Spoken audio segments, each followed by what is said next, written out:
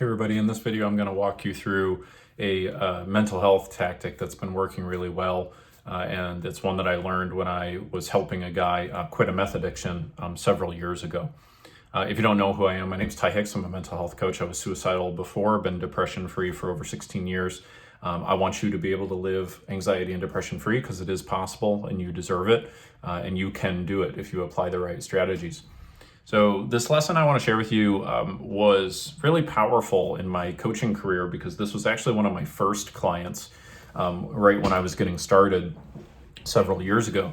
And I had worked with a couple people on alcohol issues at that point. I had helped people with some general, like procrastination items and motivation and kind of some basic, just kind of life coaching things until I really started to realize I wanted to help people who were dealing with significant mental health challenges.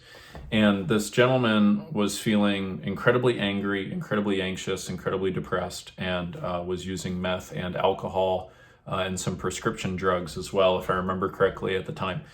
And it felt like a really daunting task, to help this guy because I hadn't dealt with that issue before. And he had tried the traditional, coping practices. He'd done therapy, counseling, different medications, all of that. And he really wanted to try a different approach. So I had helped people overcome alcoholism before, so I knew that it probably was going to be roughly the same.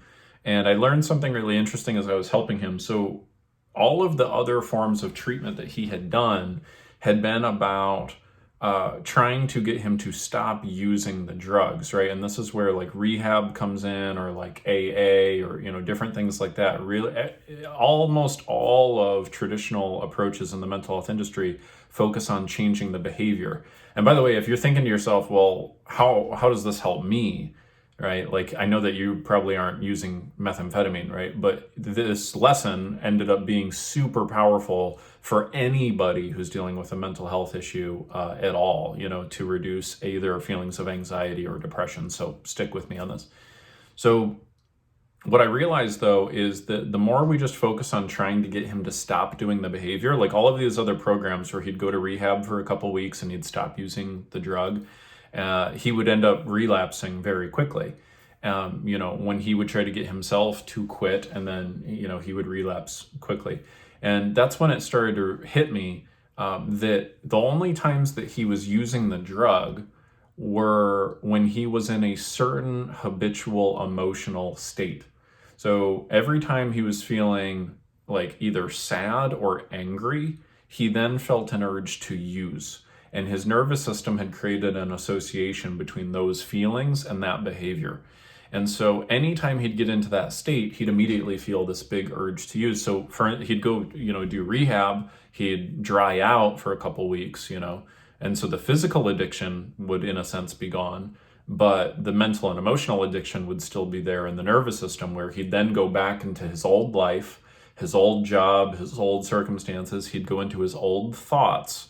He'd go into his old emotions, and then the old emotions would trigger him to want to use again, and the cycle would repeat. And this is where it really hit me. This is why so many people don't get over their drug issues.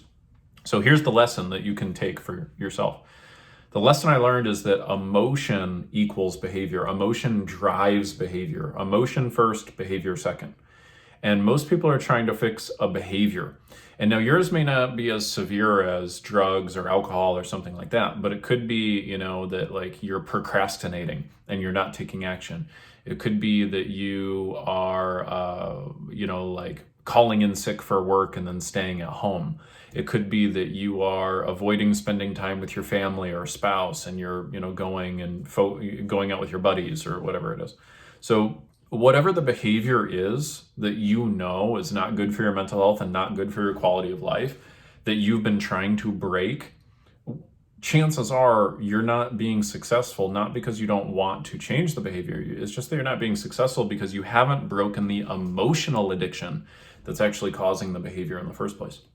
So what I did with this guy that worked really well, and I've modeled this with hundreds of clients since then, is I worked on how to actually go after the source of the issue, which was the emotion. So we got him to where he was no longer feeling sad and angry anymore. and he wasn't going into those emotional states on a repetitive basis. And because we broke off the emotional fuel, it's like taking all the fuel out of the car. It won't go anymore. And so he didn't have the urge. He didn't have to use a bunch of willpower to keep himself from using. He just genuinely didn't feel the urge to do it anymore.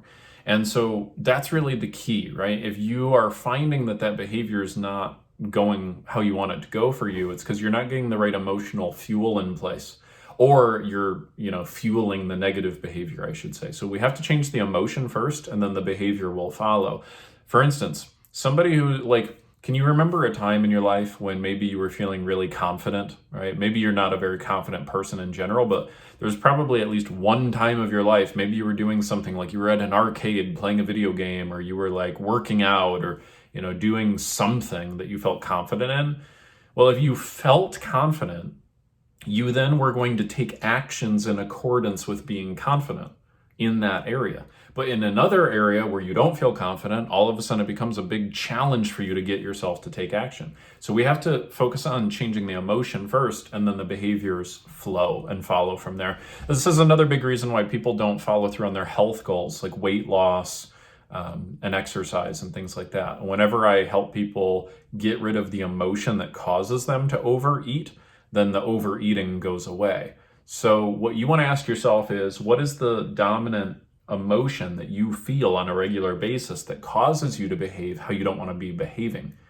And that emotion is the thing that we need to change. And that's what you can learn how to change. You can learn how to shift it and make sure that is no longer your emotional center of gravity. So hope this was really helpful for you. It was very powerful for me. And I just wanted to share it with you guys, and I hope it helps. So hopefully I'll get to serve you again in a future video. See you.